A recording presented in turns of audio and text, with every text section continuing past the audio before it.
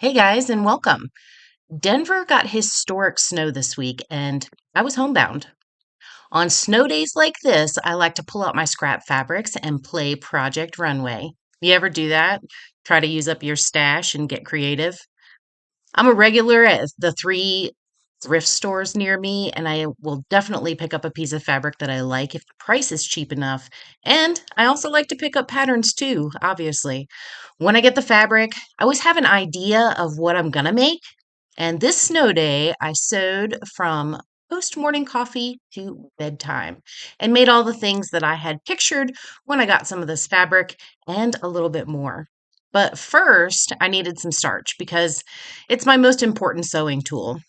I used to buy jugs of liquid starch and mix it myself in a spray bottle, but not anymore. Not only can I not find the liquid starch in my local shops, the price online is ridiculous. So I've resorted to an old recipe. One of the women in my family used to take in laundry for the poor single men in the community in the 60s and 70s. They'd get a wash, dry, and starch press. And they used this recipe. It's just water and cornstarch. That's it.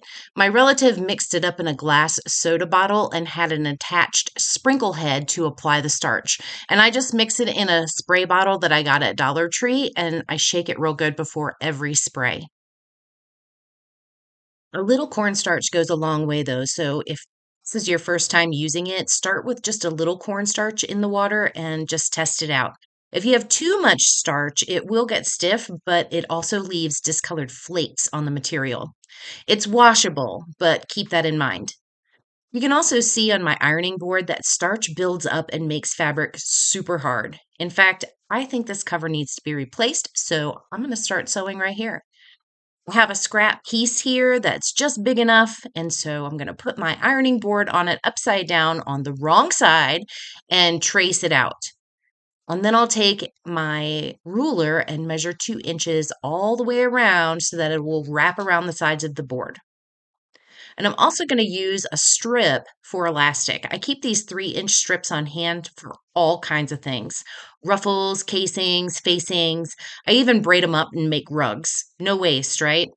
So for this casing on the ironing board cover, I'm going to connect the ends and make one really long strip.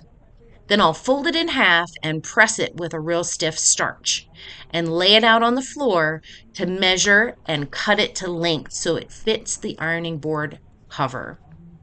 I'm going to sew the casing to the cover with the elastic on the inside of the casing. I could thread it through once the casing is sewn, but that's really annoying, and this works better for me. I'm going to leave an opening at the back with the elastic ends poking out, and once the cover is on the board, I'm going to tighten the elastic ends and knot them to keep them in place.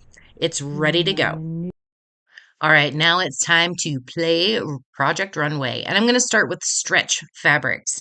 I collect these jersey sheets when I see them at the thrift store because they make great sports bras and underwear. And if you want to see more about making those two things, go check out the show notes for the videos I put down there. But what I really need in my wardrobe right now is pants. And I bought these jeans probably 8 to 10 years ago, and I love the fit so much that I wore them out. And you can see here, the patching's only going to go so far. These things are spent. And so now they become a pattern. So I'm going to start by cutting the jeans apart at the seams, and I'm going to use them as pattern pieces. I'll just lay them out on the fabric and pin them down. But when I cut it, I'm going to add a seam allowance. And in this case, I'm going to add a little bit more than a seam allowance because I'm a little bit bigger than I was 10 years ago. The body changes of middle age make a comfy fit even more important to me. Plus, I work from home and I like to be comfy in my leggings and my slippers. I used a spare piece of jersey that was left over from my last batch of underwear and I sewed up the first pair of pants. I didn't have quite enough fabric for everything, so I used some scraps to make the cuffs. And I can use scrap fabrics for the cuffs and the waistband, which means I don't have to buy elastic. At any rate, these things fit like a dream, and I wanted to make more. So I pulled out another jersey sheet that I had stashed away. I have green eyes and I wear a lot of green, so this sheet is green. It's a king size sheet with 2 king cases, and I made 2 pairs of pants and a shirt with a turtleneck and contrasting cuffs out of this pattern that I bought for a quarter. I only adjusted the pattern on the hood, making it a turtleneck instead of a hood. And without counting the thread and the electric, these all came out to less than $1 per garment. Mostly because when I sew for myself, I don't count the labor costs. And then I had this little pile of scraps left over from that green sheet, so I decided to make a cat bed for one of the new spots preferred for the naps. I took the measurements of the box that they've been laying in and decided to use a throw pillow cover because I know that I'm not going to use it for anything else. It's a thick fabric, and I think a zipper bag with box corners is going to be perfect for this. So I had a zipper in my stash, and it's going to work for this. And I put the zipper in, and then I sewed it together, and I created the box corners, and I filled it with the scraps. But when you know it, it was too small. I forgot to do the mathing. So I had another stash of fabric, and I recut and rezippered and created one that actually fit. And it took less than 5 minutes before somebody was occupying that spot.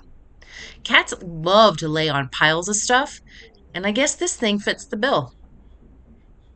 So at this point, it was already midday, and I was still inspired. So I took out this tablecloth and I made it into a skirt. I had some scrap elastic lying around, so I made it into an elastic waist with an A-line skirt, and I put a ruffle on it just for a little interest. And I did put one pocket on it too, because I sewed up one side and then realized I hadn't put a pocket in it. And rather than take it apart, I just put a pocket on one side. Whatever. I do like to do an insert pocket on most things. They're really easy to do and convenient, and mostly because I don't carry a purse and I need it for my stuff. And I had a little bit left over, so I serged the edge of the two squares of leftover fabric, and I made some cloth napkins. I can never have too many of those. And then I had this cotton sheet, and I knew exactly what I wanted to make when I saw it. It's such a sweet calico pattern. And I love a raglan sleeve with a forgiving shape. So I got out this pattern that I've used a bunch of times. I have this pattern cut out in my size of freezer paper. Let me know in the comments if you've ever done this. I learned this trick from Nancy Zeman on PBS. The freezer paper sticks to the fabric when it's ironed, so you don't need pins or weights to hold any of it. And you just cut the piece out of the fabric and then peel the freezer paper right off. And then it can be reused a bunch of times. It lasts way longer than tissue paper and it has sharper corners. So I made this dress, which is exactly what I had in mind. It has a stretch neck and tie sleeves. These sleeves are fun to make and they give a romantic quality to the garment. A cute little ruffle at the bottom, and it's ready for styling. I think a belt and a cute pair of boots or wooden heels would be just right with it. Then I had this piece of black fleece to make a scarf and mittens. I can't find my mittens from last year, so I'm going to use this fabric to make a pair to wear, and then also a pair that I can keep in my truck, which I'm going to make from a scrap of waterproof fabric. I upcycled this waterproof material to make a doll for a fire station training, and I had some left over, so I'm going to use that and some other scraps to make the cuffs. There's a link to a free pattern for these mittens in the show notes, so go ahead and check that out. And then I made the mittens, and as you can see, they're extra long on the arm.